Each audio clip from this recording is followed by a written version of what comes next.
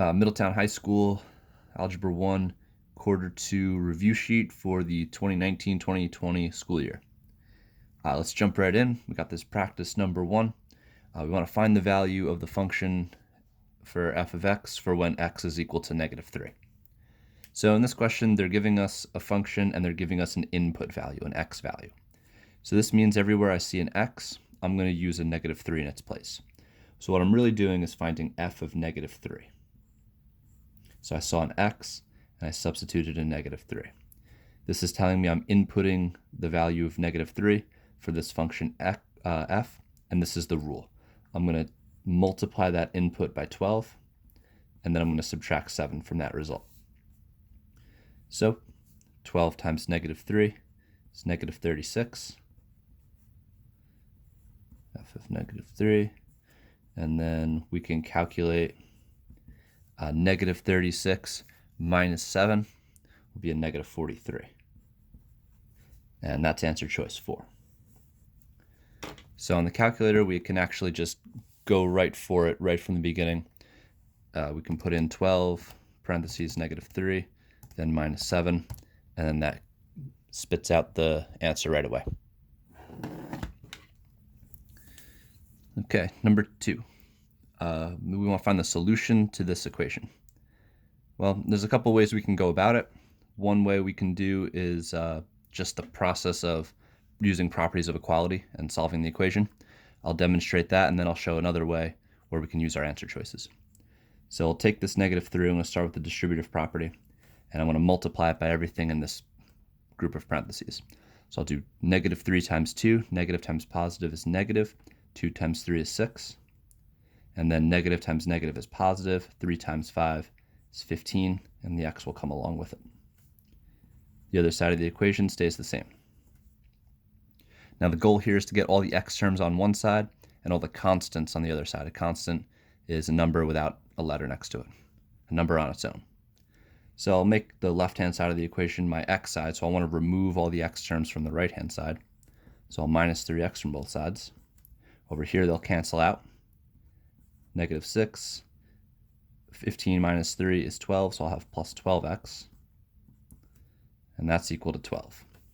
Now I need to remove my 6. I'll add 6 to both sides.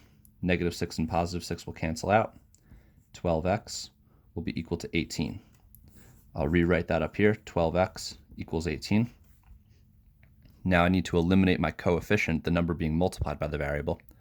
Since it's being multiplied, I'll do the opposite, which is division, and that will eliminate the 12. Then 18 divided by 12, I can reduce this fraction. Both are divisible by 6. Will give me 3 over 2. I notice that 3 over 2 is not an answer choice, so I can just divide 3 by 2, get a decimal answer for it, and it's 1.5. So that will be answer choice 3. If you were stuck on the algebra part of this, what we could also do is a method called back solving. We can take these answer choices, substitute them in for x, and determine if the equation is true. For example, since we know the answer is 1.5, I can type in the left-hand side of this equation. I could do -3 times 2 minus 5 times 1.5. Notice the double layer of parentheses here. I have parentheses around the 1.5 implying the multiplication with the 5, and then the parentheses around the entire binomial 2 minus 5x. That gives me an answer of 16.5. Now if I type in 1.5 again for x for the right-hand side of the equation, I also need to get that same answer, 16.5. So we'll do it 3 times 1.5, and then I'll add 12 to it, and the result is the same, 16.5. So that proves that this answer is true. If I tried any other of these answer choices with that method, I would get different numbers.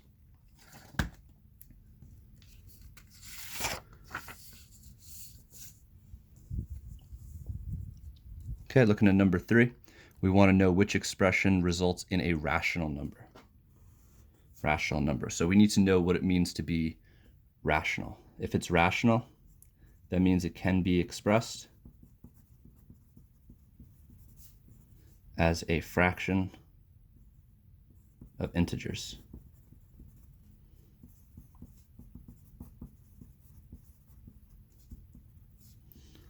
So other ways we can say rational besides expressed as a fraction of integers, we can also say a terminating decimal.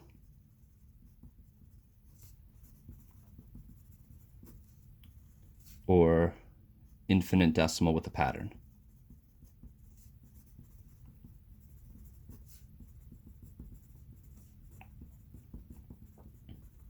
So as long as it has a decimal that ends or no decimal at all, it'll be rational. And if it is an infinite decimal, if it has a pattern, we can say it's rational. All right, so let's look at some of these values, and we can just calculate all of these and determine which one of those answers meets this criteria. So let's start out. We have the square root of 121. Notice that I had to use the arrow key to move to the side to get myself out from underneath that radical. Minus the square root of 21. And this has a decimal that goes on seemingly forever. It fills up all the screen, and there's no pattern here that we can see. If I tried to convert it into a fraction, I can hit math to fraction, and since the calculator is unable to do so, we know that this is an irrational number. We do need to be careful when using this method, however, because sometimes the calculator will round this number and make a 4-digit fraction. Always be suspicious of it if it's a 4-digit fraction.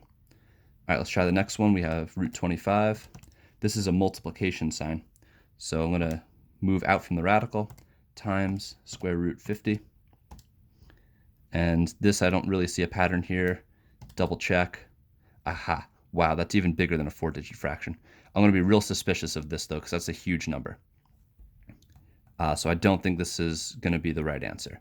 We can always check the others and make sure. So let's go to square root 36, and we can divide that by the square root of 225. Ooh, 0.4. Wow, that one looks pretty good, right? It's a terminating decimal. And if I converted it to a fraction, I get a nice small fraction of integers, 2/5. So that really meets the criteria here. So this is definitely going to be our result. Another thing we can consider when we're talking about rational numbers, especially with radicals, is when we have perfect squares. If I just did the square root of 36, that's a whole number, 6. If I did the square root of 225, that's a whole number, 15. So as long as I'm getting these perfect squares, it's definitely going to be rational. All right, looking to number 4, we have types of functions. We want to know, based on the shape of this graph, what kind of function is it? Well, describing each of these functions, if it's linear, that's going to be a line. If it's quadratic, this looks like a U. Looks like a U. So exponential, that's what this is. We call this an asymptote. It gets really, really close to the x-axis, but never touches it. And then it increases faster and faster as it goes up. Sometimes we can see a negative version of an exponential function, in which case it would be going down faster and faster as we go to infinity on the x. So this is an exponential function. Absolute value function, that looks like a v. So quadratic is a u, absolute value is a v, linear is a line, exponential is a sharp curve. Call that a sharp curve.